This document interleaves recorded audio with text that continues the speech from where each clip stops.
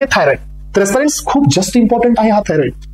Thyroid hormone, the wall of each follicle consist the primary cells is called as a follicular cell. मग thyroid hormone मध्ये जे छोटे छोटे cells असतात हे सर्व फोलिक्युलर सेल्स असतात एस्पिरंट्स.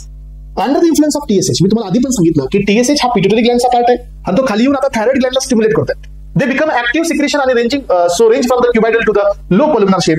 आणि thyroid gland contain follicular cells आणि पॅराफोलिक्युलर सेल्स एस्पिरंट्स. आणि ह्याच्यापासून आपल्याला T3, T4 आणि कॅल्सिटोनिन पाहायला मिळते. हे पहा, इथं तुम्हाला डायग्रामॅटिक प्रेझेंटेशन मध्ये मी दाखवलंय, हे पहा. सो हा हायपोथॅलॅमस पासून TRH पासून TSH जातोय आणि T3, T4 आणि कॅल्सिटोनिनचं सिक्रेशन करतात. त्याच्यामध्ये T3, T4 हे फोलिक्युलर सेल पासून सिक्रेट होत आहे, तर कॅल्सिटोनिन हा पॅराफोलिक्युलर सेल पासून सिक्रेट होत आहे. लक्षात घ्या, यामध्ये the both iodinated form of the amino acids is called as a tyrosine.